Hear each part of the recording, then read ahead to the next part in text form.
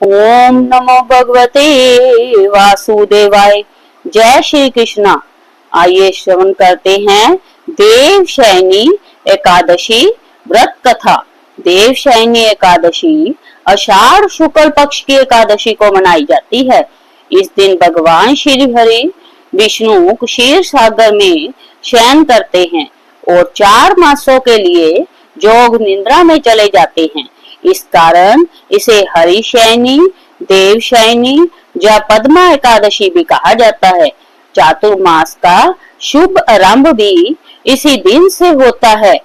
एक बार धर्मराज युधिष्ठिर ने कहा, हे केशव, आषाढ़ शुक्ल एकादशी का क्या नाम है? इस व्रत के करने की विधि क्या है और किस देवता का पूजन किया जाता है? श्री कृष्ण कहने लगे कि हे युधिष्ठिर, जिस कथा को ब्रह्मा जी ने नारद जी से कहा था वही मैं तुमसे कहता हूँ। एक बार देव ऋषि नारद जी ने ब्रह्मा जी से इस एकादशी के विषय में जानने की उत्सुकता प्रकट की। तब ब्रह्मा जी ने उन्हें बताया, सतयुग में मानदाता नामक एक चक्रवर्ती सम्राट राज्य करते थे। उनके राज्य में प्रजा बहुत सुखी थी, किंतु भविष्य में क्या हो जाए यह कोई नहीं जानता। अतः वे भी इस बात से ना समझते कि उनके राज्य में शीघ्र ही भयंकर अकाल पड़ने वाला है। उनके राज्य में पूरे 3 वर्ष तक वर्षा न होने के कारण भयंकर अकाल पड़ा। इस अकाल से चारों ओर त्राही त्राही मच गई। धर्म पक्ष के यज्ञ, हवन, पिंडदान, कथा व्रत आदि में कमी हो गई।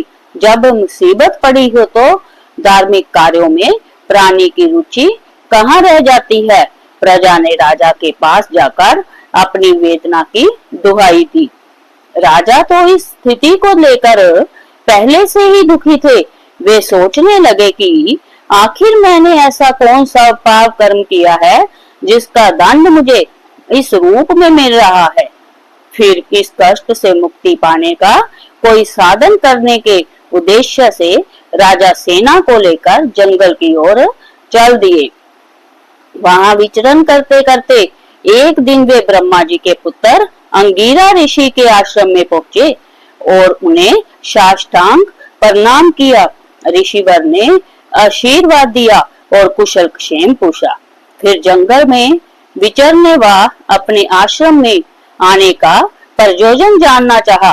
तब राजा ने हाथ जोड़कर कहा, महात्मन, सभी प्रकार से धर्म का पालन करता हुआ भी मैं अपने राज्य में दुर्भिक्ष का दृश्य देख रहा हूँ।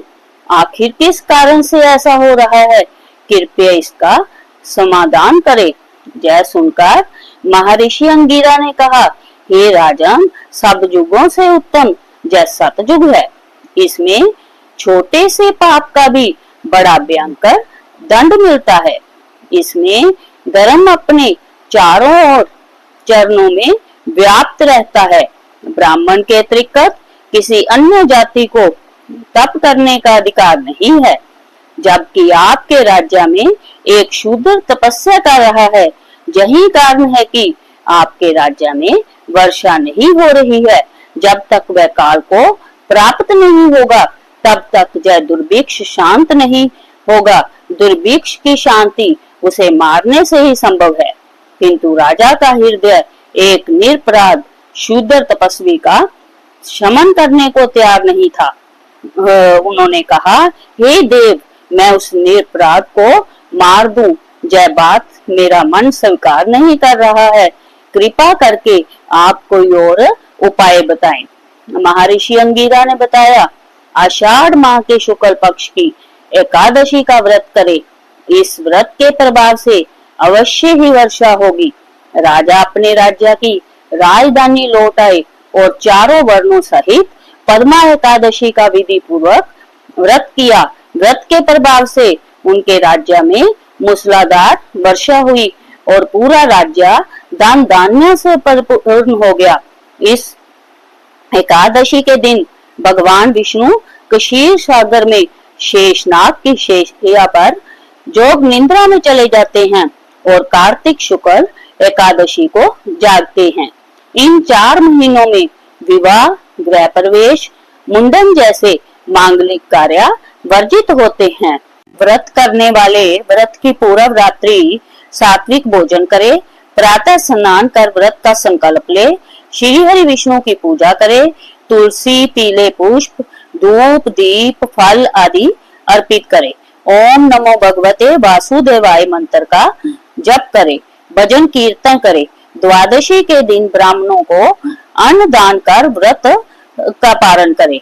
इस व्रत को करने से पापों से मुक्ति, पुण्य की प्राप्ति, सुख शांति व समृद्धि का आशीर्वाद मिलता है। 4 मासों तक श्री हरि की कृपा बनी रहती है। इस दिन से भगवान विष्णु के चरणों में तुलसी दल अर्पित करने की विशेष महिमा है। जो व्यक्ति इस व्रत को श्रद्धा से करता है वह विष्णु लोक को प्राप्त करता है।